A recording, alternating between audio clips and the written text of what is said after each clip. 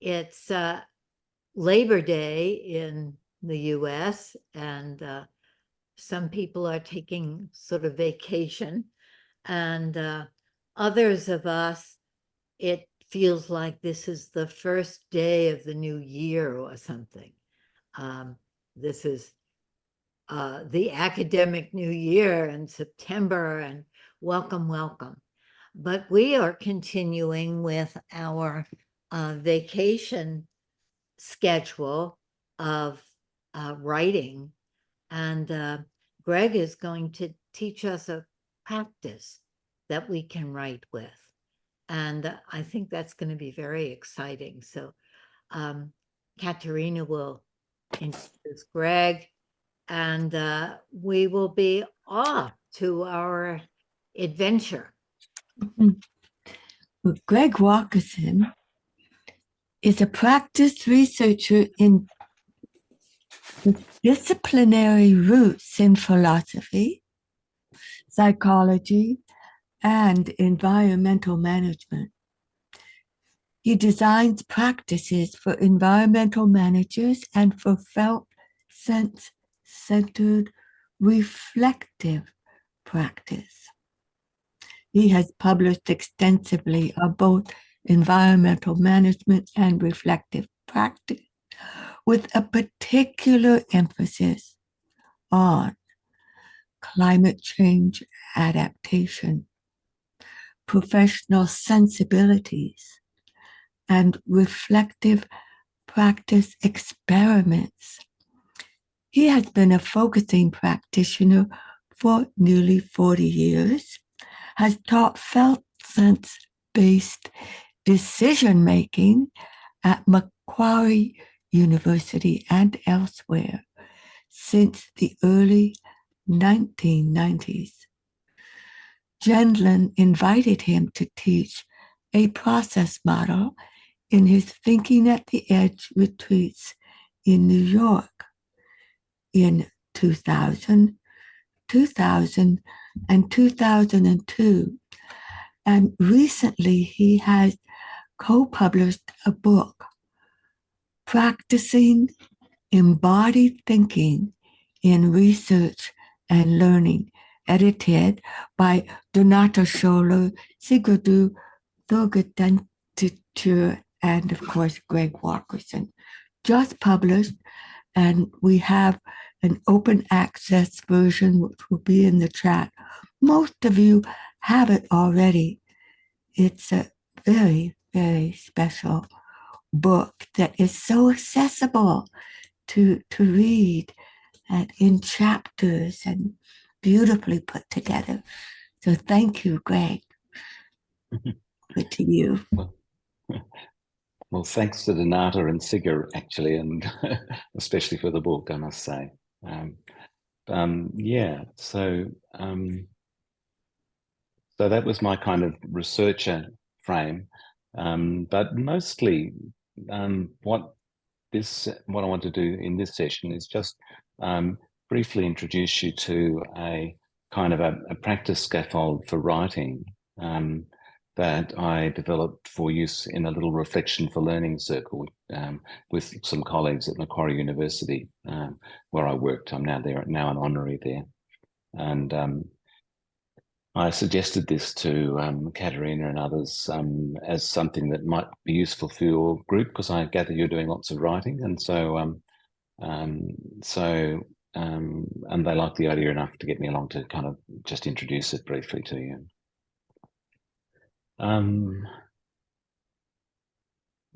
So anyway, thank you very much for getting me back so quickly.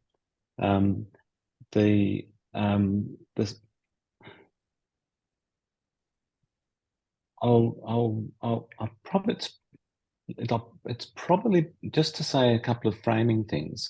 I kind of have two main research groups that I work in and write in, and one is with Donata and Sigurd and colleagues in Europe through the ECT group, the Embodied Critical Thinking group, and the other one is a more local group of reflective practitioners who are mostly in Sydney, and I was running or facilitating a workshop, which when we were getting together to plan a journal article together, and this little scaffold emerged out of responding to the needs of that group. So from your own points of view,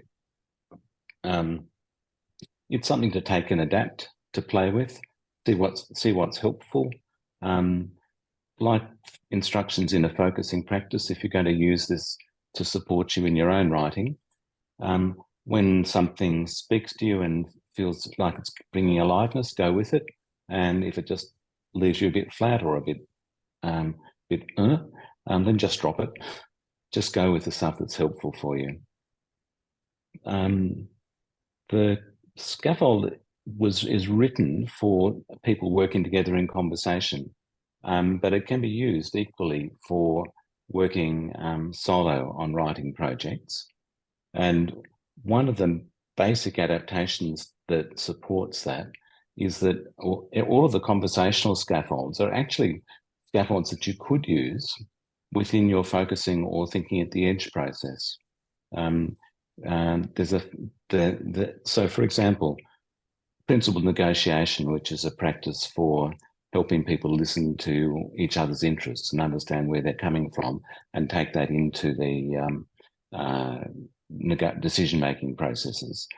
You can actually imagine, if you've got 2 or 3 felt sensors in the space with you around some issue, centers of discomfort perhaps, or critical presence, or ... you can actually imagine, and you can do this, using the principled negotiations scaffold, which is designed for 2 people or more in a room, and taking it into that focusing space and letting each place play into that.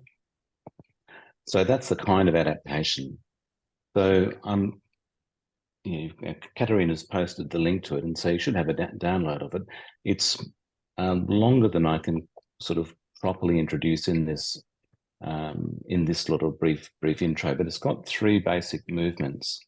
The first is to notice the kind of conversational modes that we can be in and that we can cross to shape a way of talking together about something we're going to work on. When I think about them, it's like, when you become skilled in a practice, you don't so much work from scripts, do A, then B, then C, then D. You work from a feel for what the possibilities are. And if you're, familiar with TAE, you'll be familiar with the idea of crossing what's held in one process context with what's held in another, and allowing something to emerge from this crossing. And the conversational scaffolds, there are 4 of them. One comes from thinking at the edge itself, but it's extended a bit into the realm of conversation. But its central motif is the one that's central to focusing, which is to speak from your own holistic feel for what's going on. And the sort of subsidiary thing in conversation from that is to listen from that ground and to hear other people's words from that ground. The second scaffold is from De Bono, who's not somebody I'd recommend as a theorist, but he is somebody who's come up with a bunch of practices that are quite useful. And one of them is what he calls the 6 thinking hats. And it's kind of useful for those moments when your thinking is kind of moving in a rut, and you're kind of half conscious of that, but not necessarily very sharp, very alert. And like, as a white Anglo-Saxon male who trained in philosophy, my heritage and various other science-like disciplines, my heritage is to ask, well, what's the information we've got that's relevant to this problem space, and what are the risks here? What might go wrong? And so, without being very conscious about it, it's very easy for me to focus on getting the data right and being carefully critical of my own and other people's ideas. And I do that, well, okay, these days that's not quite so true that I do it, but once upon a time, I did that quite unselfconsciously, because that was my motif. It was the milieu in which I learned. De Bono asks you to be consciously creative, to consciously respond to other people's ideas, not with your criticisms, but to see how you can develop them and breathe life into them, and to be conscious of your process. And those are very simple scaffolds to bring into any conversational process, whether it's a conversation with yourself or in a creative thinking process, or a something working together on writing. The third scaffold is the principled negotiation one, and that really comes from noticing that it's easier to sort of state our positions for what we want.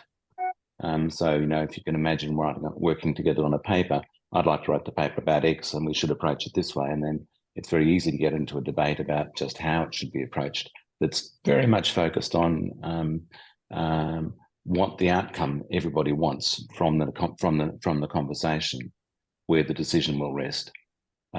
It's much more fruitful to step back and notice where are you coming from when you say it should have this kind of frame and we should take it in, and the focus from a topic point of view should be in such and such an area. And so principled negotiation is kind of a place that opens up what's really moving us, where are we coming from? If you want to put it in Gendlinian terms, it's sort of like in the direction of what's your root implying, what's the aliveness that you're kind of seeking to move towards. The last one, it comes from Quaker meeting practice, and none of my friends in this writing group are in any strict sense religious, and so there's a bit of a reframe on the first page there so that you can let go of words like spirit and replace them with something that works for you, if you like.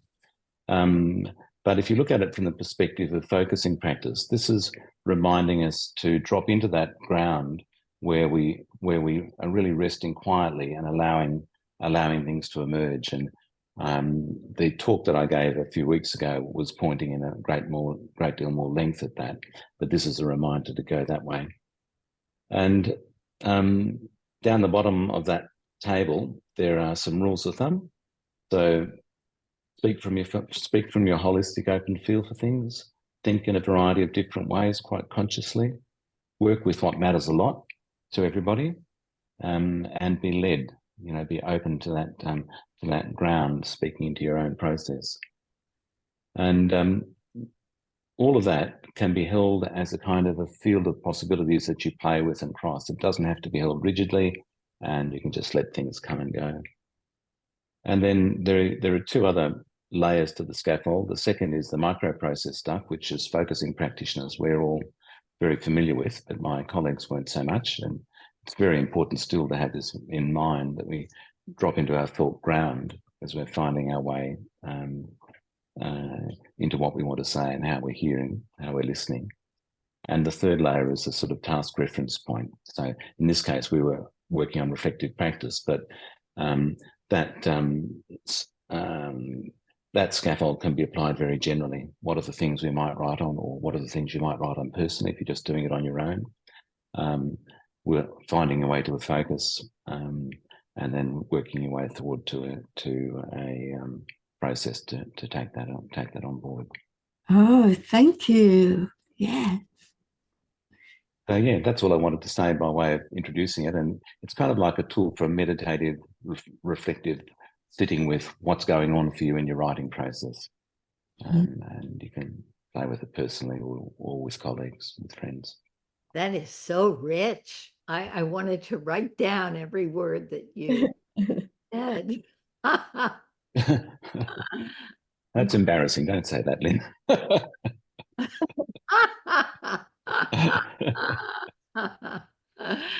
Anyway. I'm tempted to tease you and say, drop into the ground. Oh, that's unfortunately very apposite.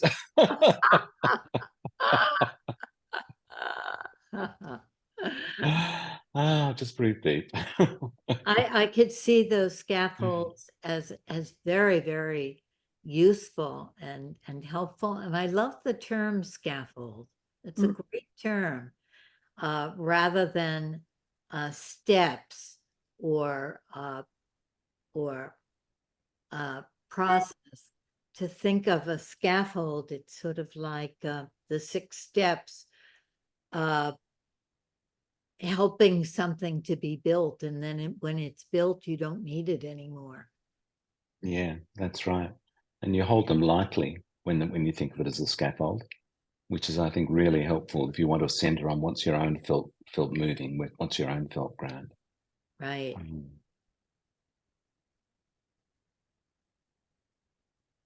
Oh, I think we're open for questions or comments or reflections, whatever you feel moved to do. Yes, let's see how other people responded to that. Which one of these scaffolds really struck you, and how did you imagine using them? Or what questions do you have about them?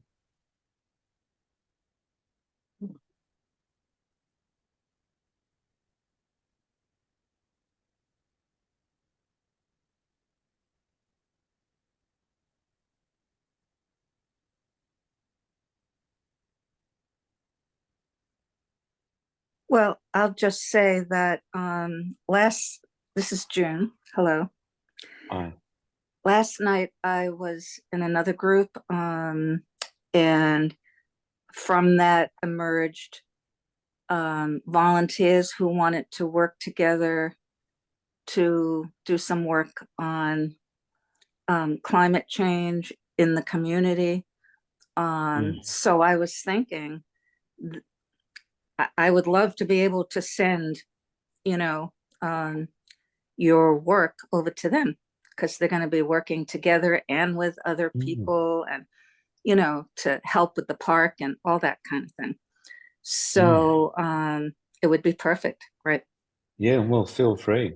Yeah, I mean, this one doesn't have a footer on it, but my intention is for all of my practices to be distributed under Creative Commons licenses that enable people to grab them and use them. So yeah, please do feel very free. I'll be delighted. Climate change is one of the things I've worked on a lot over the years, so I'm very keen to support what we can do with that.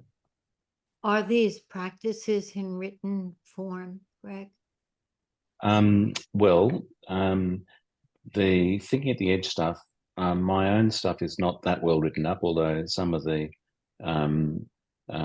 listening and conversation practices on the Irish Focusing website speak to some of what sits behind my additions into it.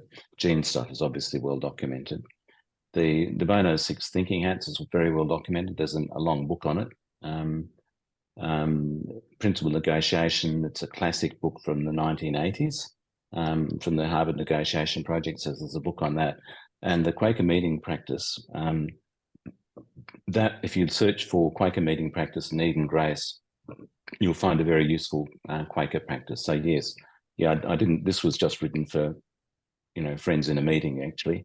And I hadn't thought about putting all the sourcing on it because I wasn't imagining it being used quite so formally. But yes, there is significant documentation behind all of them. Yeah, maybe you could send that to us. Yeah, I could do that. Yeah.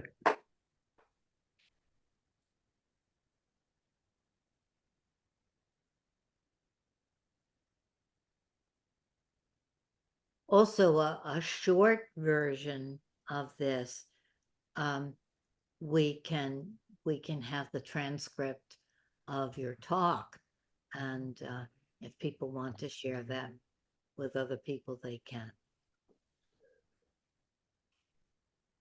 Surely.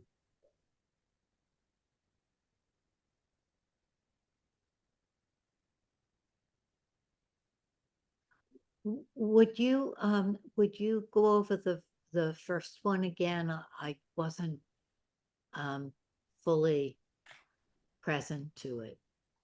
You mean the Thinking at the Edge? No, layer? well, you gave us 4 scaffolds. Yes. And the first one I wasn't sure about. Okay. So it's well, it's called Thinking at the Edge. and it's actually a crossing of Jean's work on thinking at the edge with my looking at the processes that Jean was using and realizing that a conversation can be approached in a thinking at the edge spirit as well. So, you know, when things arise and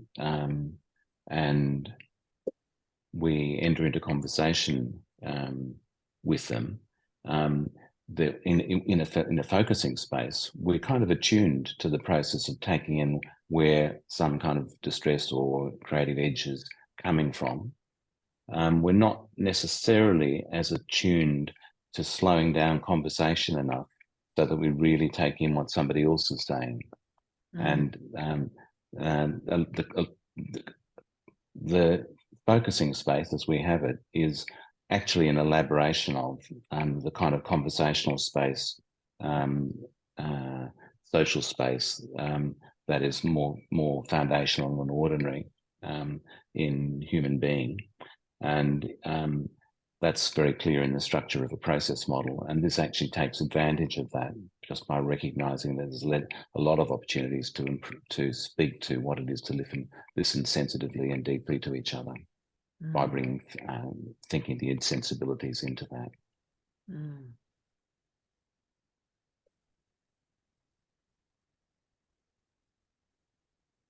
But we don't really need to keep talking if people don't have more that they want to ask about or comment on. We could move into.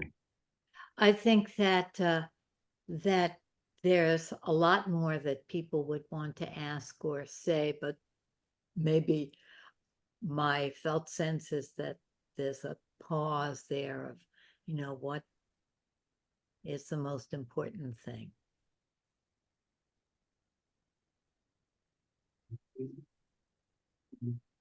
I have a question. I just don't know what it is. Well, my question We is. can't hear you, Jim. You can't hear me? How about now? Now we hear you. Okay. I don't want to talk too loud because I'll start coughing. Oh. I'm trying to think about how to take this approach to writing, and it's a little too far, a little too close to negotiation and far from writing. And I wonder if you could move it. I'm in the middle of a story I was trying to write, and I'm kind of stuck in a way. And I was hoping I usually use the word scaffolding negatively, not to, almost anything can go in any direction. But is there something scaffold-like I can use to get my story to move somewhere where it's still a story, as opposed to a felt sense or thinking at the edge?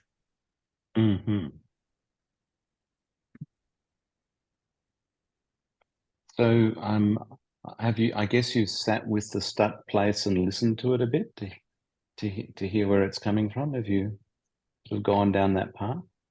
Well, yes, I have all sorts of ideas, but they're ideas and they're not a story. I want to turn it from large concepts into, you know, and then this a narrative arc, of some sort. So I'm not a fiction writer. I'm not very much a non-fiction writer. So I don't have ready to hand a set of scaffolds that would be just right for that. You will find them if you go searching online, because there are plenty of people who do offer movements that support there. But I guess the thing that would come from this is really supporting using scaffolds that, you know, I mean, that might emphasize ways you might play with time and issue stuff around conversational. For example, building a conversation, having a felt sense of each person in the conversation as you write, and letting what their words are in the prose come from your felt sense. Movements like that. My gut feel is that I would try. Well, is it a story with conversation playing a pivotal role, or is it is the narrator's voice more central? That itself is a good question. And an open one at the moment, I guess. It could go either way. Yeah.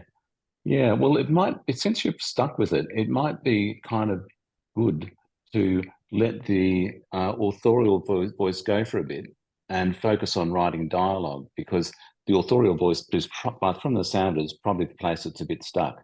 Because you don't know what if you imagine yourself in control of the narrative, trying to make it a good one, and that place is having difficulty. If you let go and decenter into who my characters and what are they trying to say about this situation, that might well open it up. I mean, and so treat that as a hypothesis to experiment with, but that would be one I'd suggest.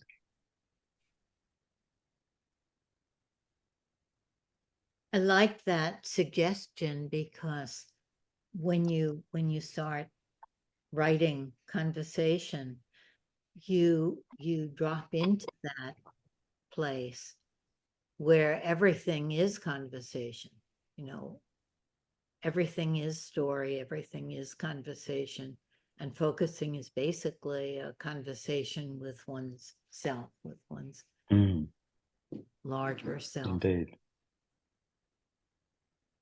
Well, I partly am trying to get away with the conversants all sounding like me.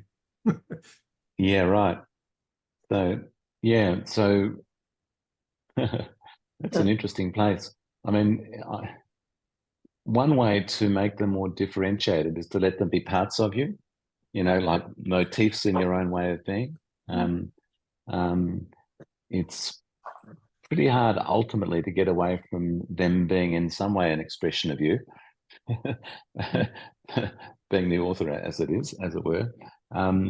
But people who try to push that direction do things like listen very carefully to people in conversations around them, in public spaces. And amongst other things, listen carefully for differences in conversational rhythm and accent and vocabulary, so that you kind of start to open up the canvas for what different voices might be. And if it's kind of hard to open it up by through a directly felt sense into the character, playing with conversational rhythms and vocabulary, like some people talk slowly and sharp, others talk fast and sharp, some in long sentences, some in short. Letting those kinds of differences scaffold you into a sense of the difference between the people is another possibility. Again, treat these things all as reflective practice experiments rather than, see what helps, see what works.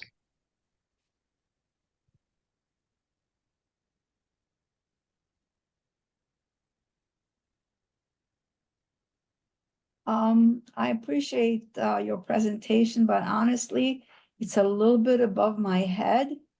I'm wondering if some kind of a demo with someone could help me, anchor it better. Because right now, all kinds of ethereal thoughts are around it that are not landing. What a great idea. He just did a demo with Jim, so perhaps we'll do another one. Does that Yeah, we can certainly do that. Let me just give you a kind of a place to focus then. Just look at the bottom line on the table on the second page, the rule of thumb. Let the stuff above it drop away, but the rules of thumb will kind of give you a sort of a short handle into what each part of each one of those scaffolds is working on.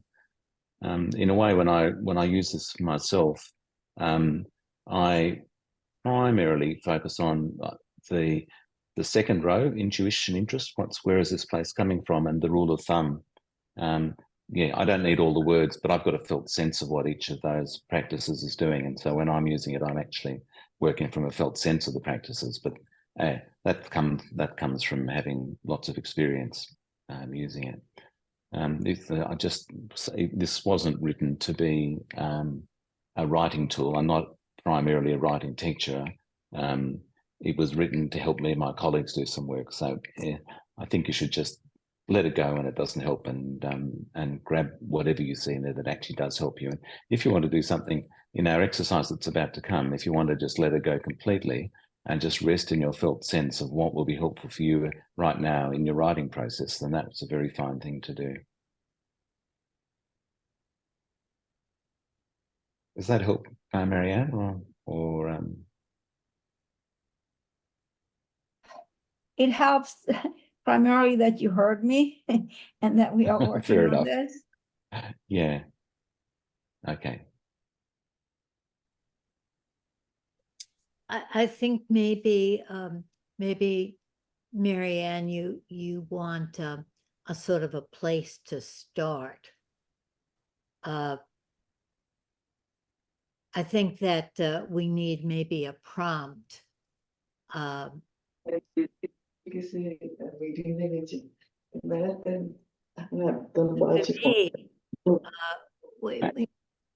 Well, for me, the scaffold around negotiation was very gripping. And so I was imagining, as you were speaking, Greg, my community empowerment project and people being able to talk to the other, the political other, since we're so polarized here in the United States politically, and how different it would be to talk politically to someone using that negotiation scaffold, or actually any of the four. And so that sort of grounded me in seeing how this would be useful. I'm not suggesting, Marianne, that would be the way it would be useful for you, but maybe Greg could give us a moment to think of a starting point that we would want to. These are our conversation scaffolds. So a kind of conversation that you would want to have, that these scaffolds would help us to have. So that might give us a starting place, and maybe we need just a minute to sense into, what are the conversations, or what would be one of the conversations, crucial conversation, that we don't know how to have, we get stuck having. It could be a conversation about when you feel hurt by a friend and they didn't mean to hurt you, and how do you bring it up? It could be a conversation about where am I going in my life, what's important to me this year to have with yourself. Any conversation with yourself or with others or another that seems overwhelming, that these scaffolds could help us to approach. I guess my question is how the concept of scaffold, how are we using that? I'm still not clear. What is the word scaffold mean in the context of what you just proposed that I would do? Yeah, it's a sort of semi-technical term in education, and that's the context that this was developed for. It's basically a way of pointing to the, if you like, the guidelines, the orientation and the movement that somebody might use to learn their way into doing something. So if you think of learning by doing, these are sort of scaffolds to help organize things. So in reality, no process follows the kind of linearity of any of these. They are, these are just kind of shorthands for the kind of dynamic and the movement.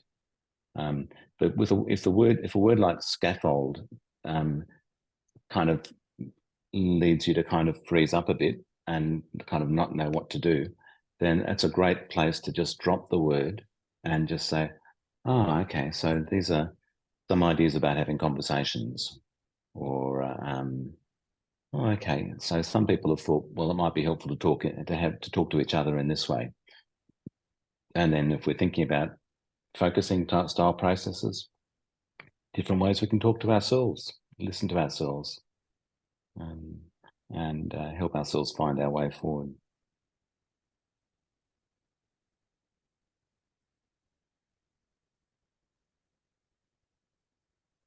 So if people, Thank you. That was definitely fleshing it out a little bit for me. Thank you.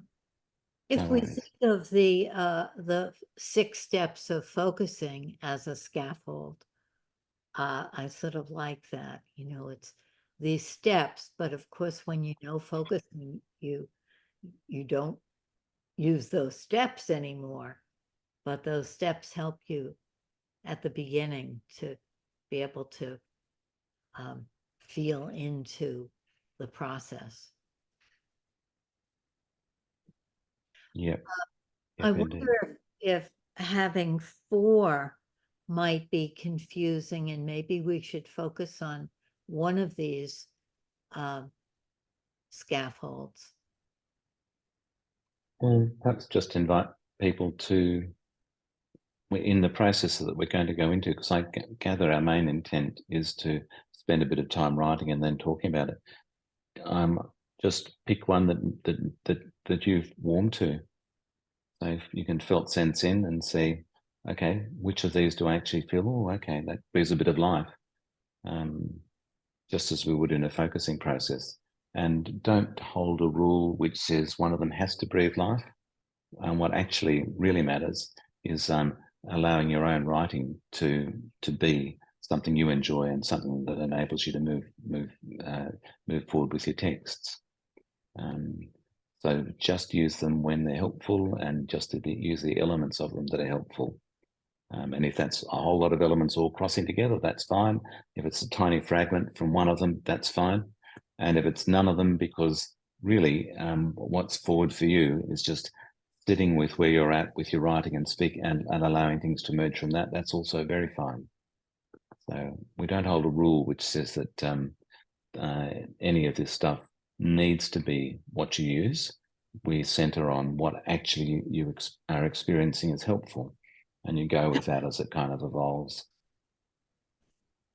So they could be springboards. Yeah, springboards is Yeah. cool. This Yeah. one, that one, bit of this. So will we go in the breakout rooms and practice? And then have lots of time to talk with you, Greg, when we come back. Yeah. Well, before we talked about, did we want people to write for 10 minutes or Yeah. go straight, or Yeah. which is? We want to write for 10 minutes. Perhaps we can imagine we can write a conversation with some of these principles of instead of countering the other person or the other part of you, bringing what they say to life. You know, some of the other principles,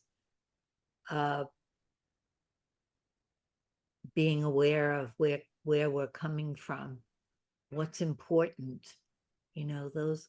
Are there any others that other people remember, principles or guidelines in conversation from these scaffolds? Those were the ones that struck me.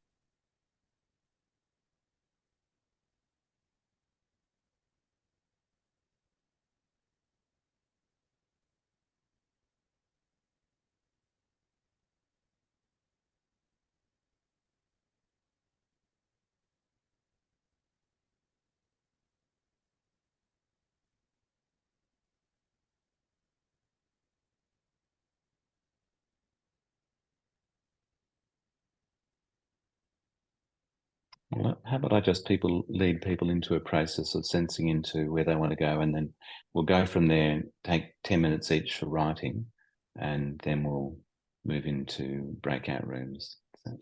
Does that sounds good for, yep. Okay. So just relaxing into being quietly present. To begin with, just notice where your writing body is at, how it feels to be here and being a body with interest in writing.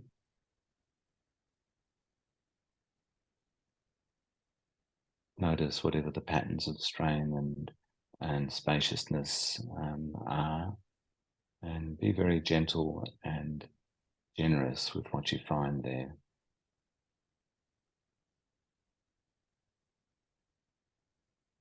And just practice a kind of a breathing into being here. And in your own rhythms, following your own energy, just allow yourself to notice what's important for you about writing right now. What are your edges for sitting with now, doing a bit of writing?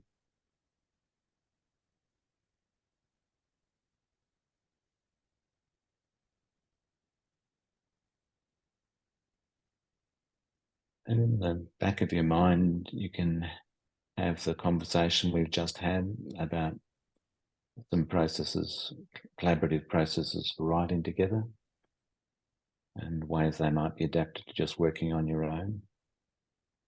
And let them fertilize your sitting with what you want to do, if they do. But let them just drop into the background if it's more helpful just to sit with what you'd like to write.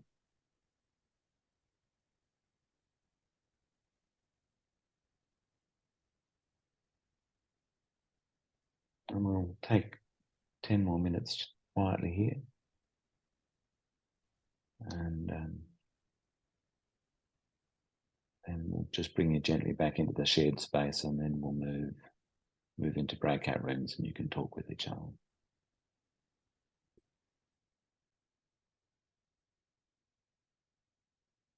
So, without rushing your transition back into the shared space, take your time to finish off what you're working on. Just find your way gently back into being together. And as you're coming back, sit with what would you like to take forward into conversation with some of the other people in our group this evening or this morning. So taking your own gentle time to finish the writing that you're doing at the moment.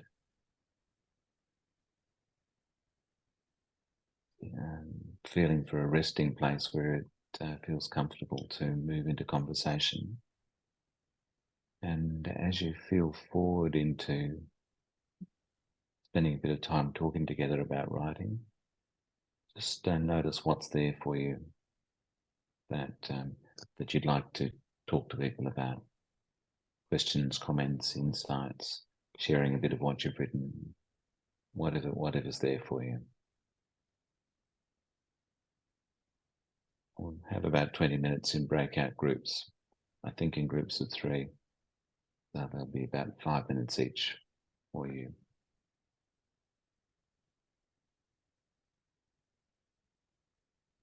Okay, I think we're ready, and we'll come back at 9:35.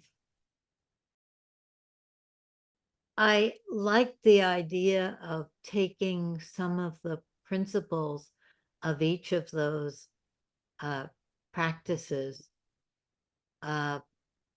and seeing what they make together. Yeah, that's what motivated me to do this, because so many times we get a scaffold and a sort of a sense of a linear movement, and but creative stuff is really, it's much more in the crossing, And this is a deliberate attempt to invite people not to feel, oh, I've got to do this one or that one or that one. But all of them can have relevance, and what sort of moves would be helpful here and now. Right. I wonder, since we're in this little space together, if you could tell me some of the things, the principles that you would want to add to this, whole, and I could tell you what struck Oh, me. the ones that matter most to me. Yeah. Oh, well, We should let it be recorded also. If that's okay. I think that's happening. It's the Quaker ones that really move me most. I love the Quaker understanding of a sense of the meeting, for example. You're allowed, when everybody's kind of resting in what's really precious for them, and what not simply personally precious, but seems really important for us,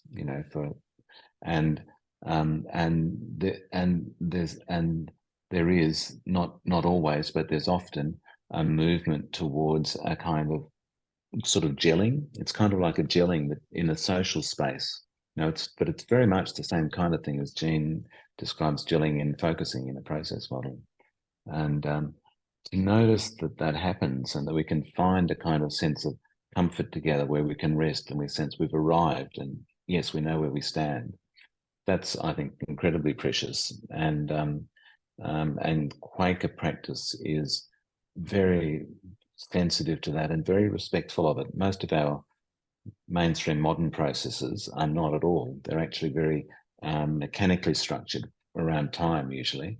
And the organicness of the Quaker stuff, I just think it just speaks to something that's got a lot more depth than how we commonly do things. So the main thing would be the sitting in silence, really being in touch with that ground. Yes, Speaking, and then seeing what the whole meeting had in common, or is coming together. It's similar in a certain way to consciousness raising. I was thinking about that in the 10 minutes of each person speaking, and then seeing, what does all of these speakings have in common, or what can we make of it, or what is it saying? Yes, I think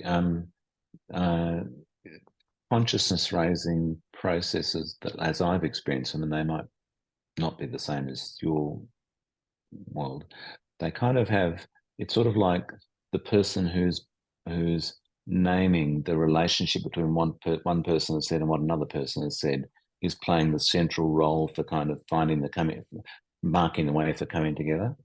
But in the kind of Quaker practice, it's more like a felt sensing thing, as we experience it in focusing, where there's kind of an emergence. It's not as yes. It doesn't need to be brokered so intentionally. It just comes. Yeah. Yes. I recognize that. I think it's really striking, because we don't, in our focusing community, we have a very good practice space that's very similar to a Quaker practice space, or it's got many resonances at any rate. That would be probably fairer. But we haven't developed the social practices nearly as far. And I think we have a lot to learn from Quakers in that place. I haven't personally run across any other group that's done as well in that place. Yes. Well, that's what we're trying to do in our community empowerment project, is to create a space in which we're having a conversation and coming from a focusing place and really listening deeply, and trying to speak from our felt sense and to the others, not just from, but speak to. That's gorgeous. Yeah. How do you scaffold speaking to the other person's felt sense? Do you have things ways you frame that for people? Or? I'm trying to develop that, and that's why your processes were so exciting to me, because we have so much about listening, and we have very little about speaking. Speaking, indeed. Yes. Yeah. The speaking to is really, I guess in the I'm a psychotherapist, so in the realm of therapy, we have a lot about how the therapist speaks to the client, how the therapist speaks to the client's client, or the inner one of the other. Yeah. But we don't in terms of social, political. Normal social conversation. Yes. Yeah. So yes, I that's think to think that we could scaffold something about that. Yeah. Well, there's one movement which I always find empowering personally is to notice that the person I'm talking to is a felt sensing being in their own right, and with their kind of course, in their own right, but even they don't need to be focuses. All of us have these kind of motifs in how we are, and it's like Buber's I thou. That's another really good contribution in this space, where you realize you're not talking to not an I, it, not to a thing who you want to move around to get them to do what you want to do, but to a person who has their own presence, their own listening and hearing of what you're saying. They're taking it in their way, and how they are experiencing that is where they will come from. And that kind of imagining of the aliveness of another person as just as alive and just as present as we are, it's sort of like it often lands a bit revolutionary, because it's so easy. Our cultural patterns are not really that attuned to it. Yes. I wondered what you think about Gadamer's ideas about conversation. I think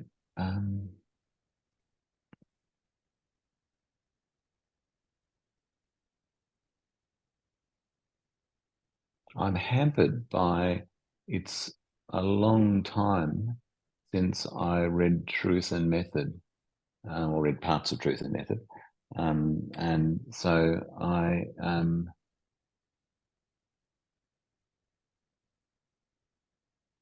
so the edges that I have there are things like noticing the way in which everything we say is kind of an interpreting, and so it's like an ongoing process of dialogical interpreting going on, and that's very similar to Jean's motif of everything that occurs is an explicating, occurring into implying, carrying forward. That's an explicating. Yeah. It's not, so it's a wide use of the term explicating, and that kind of sense of mobility and the kind of impossibility of finality. Those things I think are very precious. But I'm sure Gadamer says a great deal more that's not coming to mind for me now. The things I haven't read very much of Gadamer in. I've read more about him, than I've read. I'll send you if you'd like an article that a psychoanalyst philosopher wrote about what clinicians can learn from Gadamer. Right. Sound very useful, but yeah, I'd love that. Yeah. But what I love about his use of the word conversation is something that I find missing in Jean. Mm. It's really the sense of the being interaction and the wholeness and unity and truth of the interaction, not only of the individuals, and the interaction as a living process. And of course that's in Jean, but Jean doesn't flesh that out in any way. The idea that Gadamer has of how conversation is a kind of sacred space in which you have to offer your most cherished assumptions on the altar of the conversation. Not that you're giving them up, but you're putting them aside to really hear, what is this conversation saying? And how am I adding to it? Or what am I, how is it speaking to me? Not just the other person's. Yeah, that's lovely. And it reminds me of Jean's sort of interaction first principle. Like one of the ways that struck me, when I was doing TAE stuff with him in his workshops in the early 2000s, when I was a participant in his part of things. One of my little aphorisms was, words come from between us, words come to us. But our words actually come from between us. We're so, in our Western traditions, they're so individualistic. We kind of think of ourselves as the authors of our words in a simple sense, but actually they're profoundly relational all the way in. Oh, yes, And, absolutely. Yes. Yeah. I love when Jean says it has to come. And the coming from within is also the coming from between. From between, exactly. Yeah. Right. Yeah. And it's not only our present moment, but past generations and the zeitgeist and the, and the whole big thing, is speaking through us. Speaking here through us, yes. Yeah, I watch America from Australian distance, and it's kind of shocking, the polarization. I mean, it's from within. Do you have intuitions about how to move forward, brokering conversations, or what?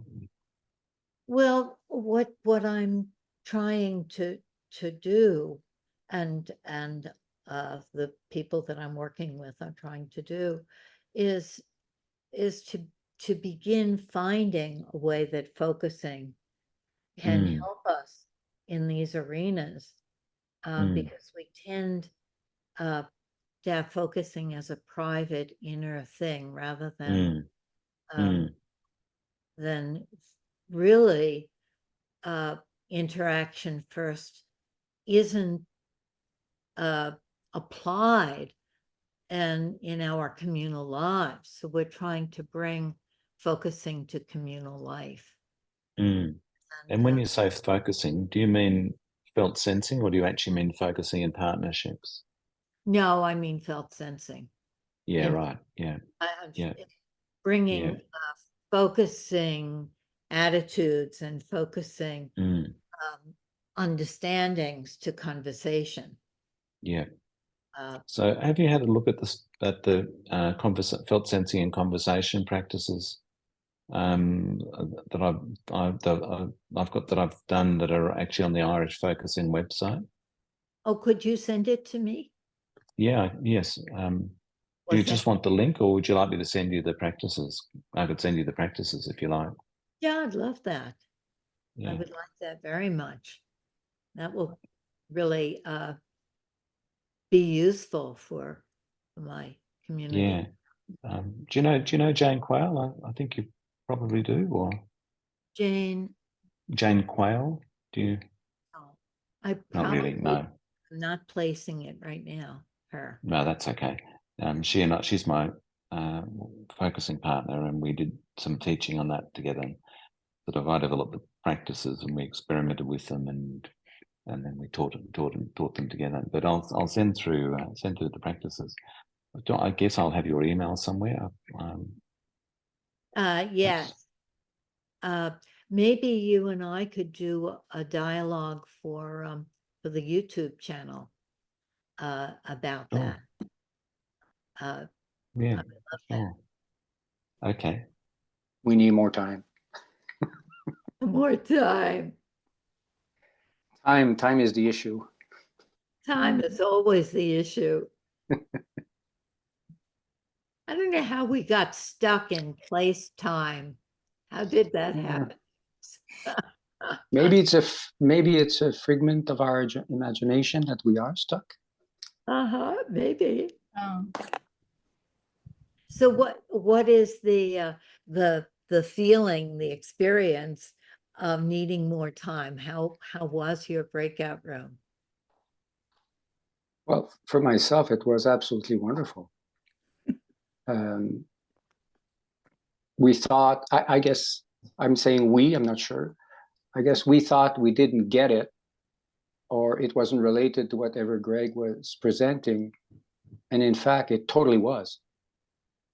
In our own way. You know, it's like something came, and it came from our meeting. So it has a connection that maybe I do not understand really or know where it's coming from, but it is a connection somewhere. So exploring with it a little bit more deeper and taking the time just to be with whatever came, something else comes. So it's very interesting. I'm very excited with what Greg you presented. It made spaciousness inside for stuff to arise.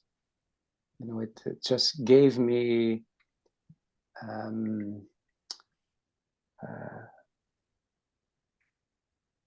a will to let myself access something that I don't know. It yielded ease or something. So thank you for bringing it the way you did today. There's something different. And well, that's wonderful. I must say, spaciousness and ease is just where my aspirations are pointed in this work. Yeah.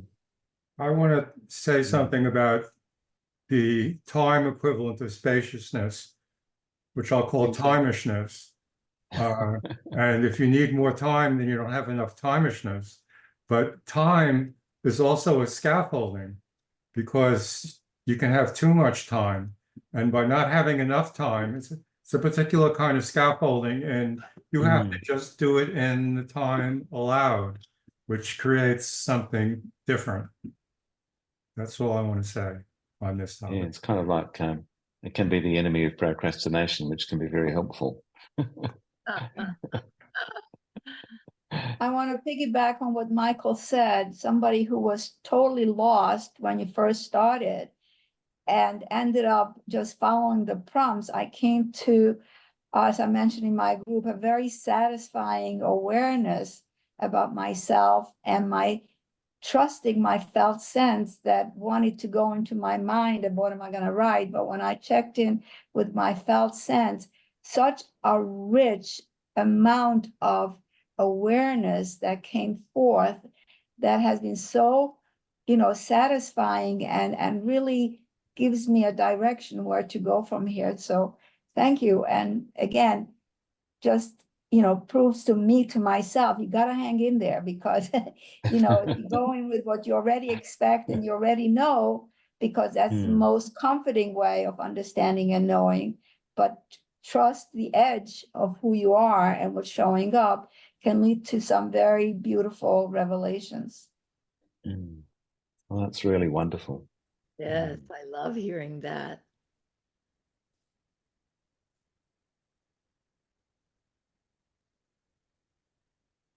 I think what happened for me, Greg, I think you reinforced this whole idea of listening to the other. I mean, we say this so often, but I'm still so intent on getting across my point of view. And it's like, it's so important for me to hear that and what it means to get inside another as much as you can, as much as you possibly can. But if you have the intention, you have a little more of a chance. And I really, like, my sister and I are so opposite in so many ways. It's prevented me from really seeing or hearing her point of view in life. And I'm on this mission now to try to make up for that after all these years. Well, maybe be blessed on the path.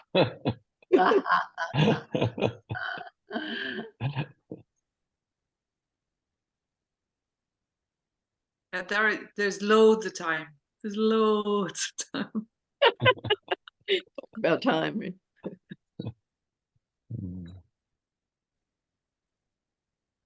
And I feel like saying enjoy the beginnings. Enjoy every step of the process. Yeah. And there's a kind of underlying sensuousness to focusing. You know, you go with what feels sensuous. And if you kind of like persist like with, that. this is easing, this is easing, this is easing, you know, then you really can take every movement in the process can become something which has got that kind of quality of ease and joy in it, you know, in a quiet background way sometimes, and sometimes vivid. Yeah. For anybody who knows Feldenkrais, Feldenkrais has the same sensitivity to what's easing, what's forward would be another way Jean talks about that. And it's really interesting to compare the practice traditions and see, wow, we have really fine-grained sensitivity to our own process. Gives us so much capacity to actually find our way forward compared to what we usually used to do. And, you know, sits there in conversation, Dorothy, you know, where you kind of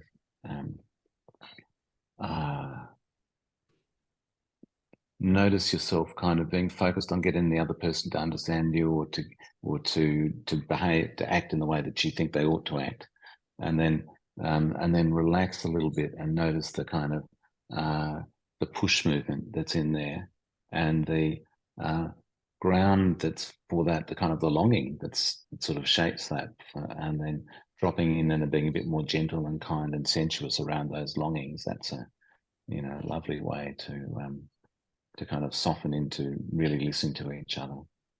Yeah. It's a wonderful context, the idea of the longing for the connection in some ways underneath it all. You know? Yeah.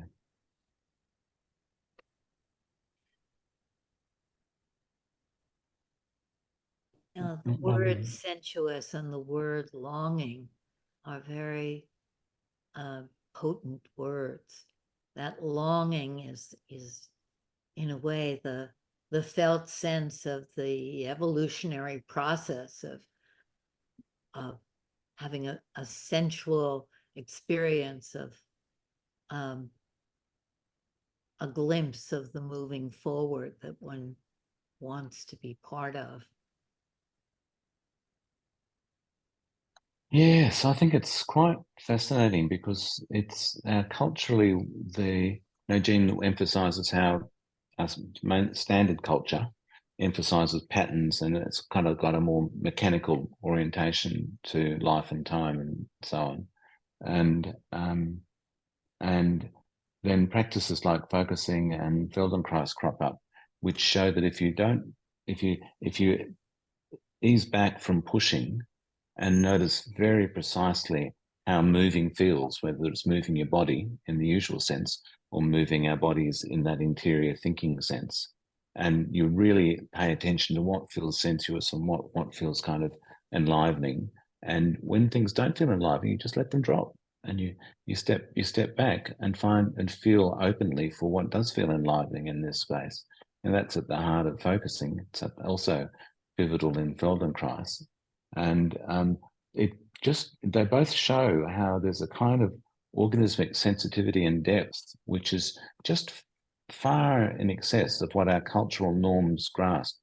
with the qualification that, you know, creative practice traditions often have a more sensitivity to that than the wider culture. But so yeah, I don't want to say it's the only place, but it's very precious.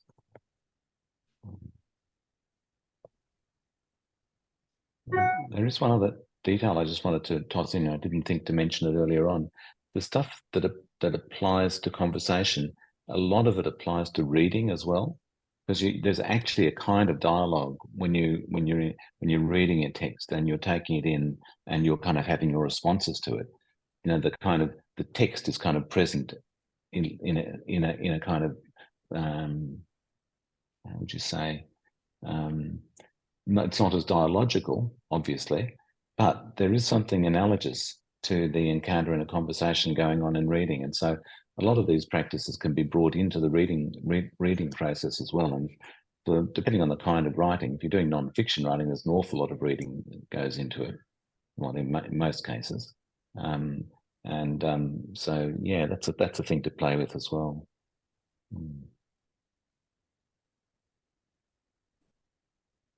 I think it's time for Dorothy's poem. Thank you so much, Greg.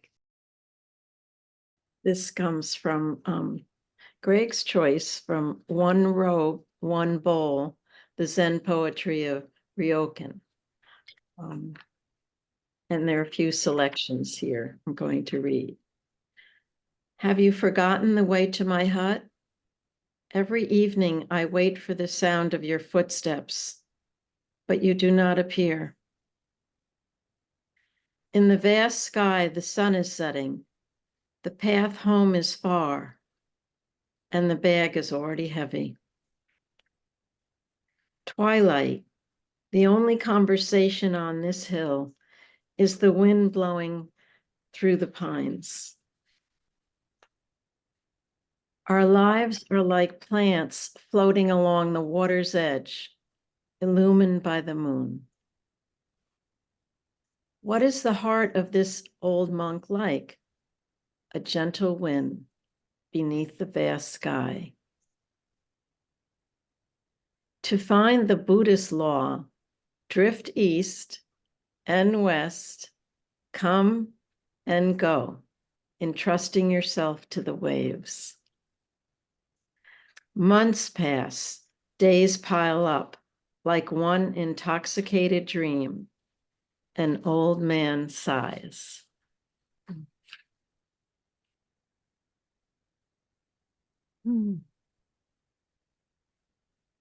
Thank you. See you all next week. Bye-bye. Bye-bye. Thank you. Lovely. Thanks, Greg. Cheerio. Bye, everyone. Thank you. And thank you to Vivian who invited Greg. We want to really keep that in the recording. Thank you. Thank you.